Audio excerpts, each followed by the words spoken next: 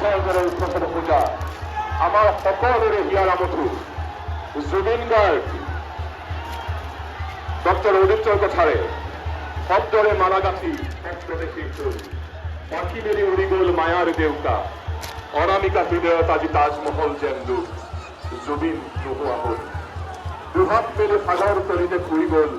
মন যায় বুলি কৈ কৈ গুচিয়েই গ'ল বৰঘৰৰ খুটাটোৱে আজি সাউদি গ'ল জোনমণি ৰুণজোৰত কোনো নুবুজাব